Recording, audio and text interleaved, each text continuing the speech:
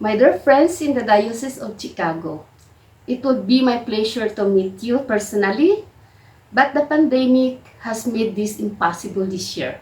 So we'll be together in spirit today. Peace to all, Magnificat.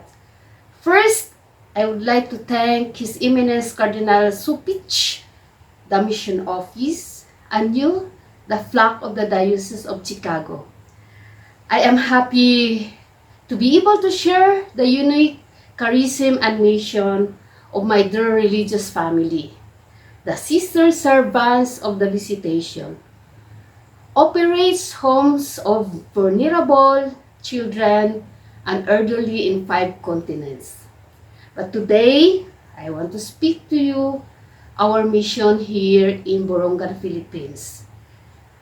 I am Sister Ruby Arellano, the local superior of the community of Borongan.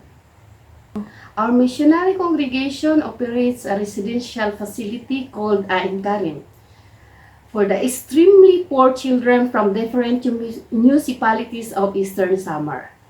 Our children were living in vulnerable condition, neglected, malnourished, disabled and abandoned, and orphaned. In other words, those considered as the unfortunate and forgotten in the society. We have also reached out beyond the walls of Ain Karim by developing community-based programs from children's, adolescents, and families who hope for better future. With all these children in our care, we are trying to do our best to renew the visit of the Lord to the humanity. Today, the charism of our congregation, always incarnating in our hearts the message of our Mother Vincenza Minute, our foundress, to bring the smile of God in our daily lives as we do our mission, taking care of our little ones.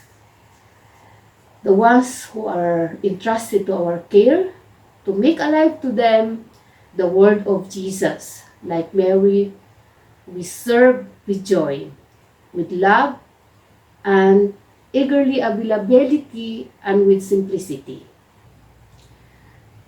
At Ain Karim, our children now are, we have 4 months, the small, the youngest until 14 years old, and we have some children with some disabilities. My co-sisters and I am trying to let them to feel the atmosphere of being family where there is love, care, and protection. At the same time, we are promoting both the spiritual and the psychological development of each child.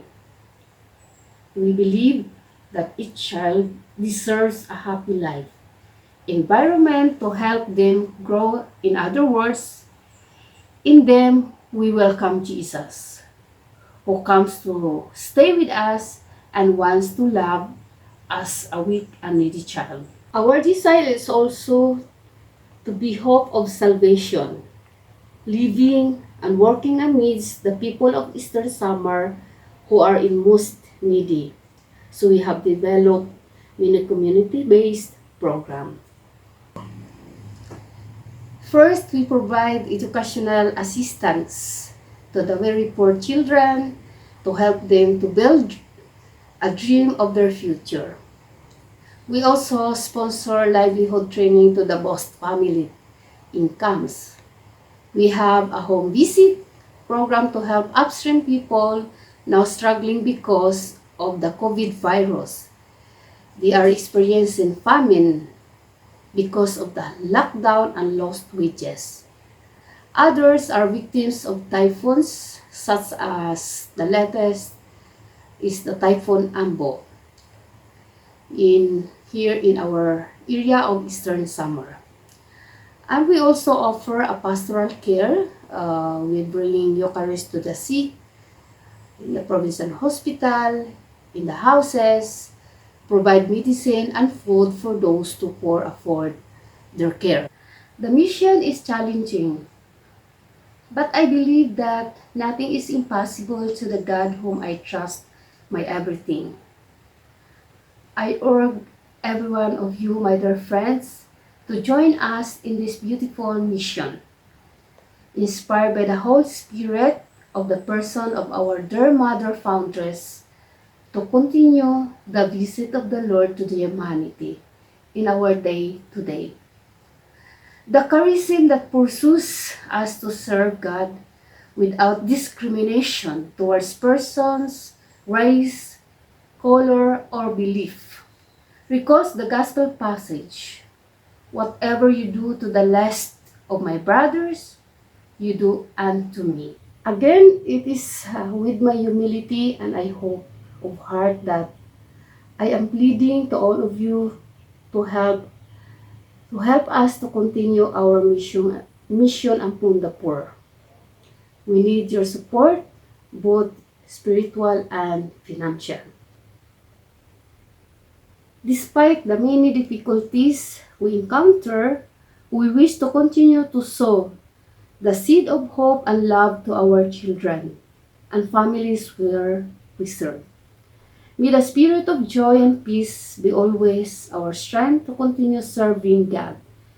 May the Blessed Mother of the Visitation continue to inspire us and to you to hurry with a great haste and serve the most needy and vulnerable in our world today.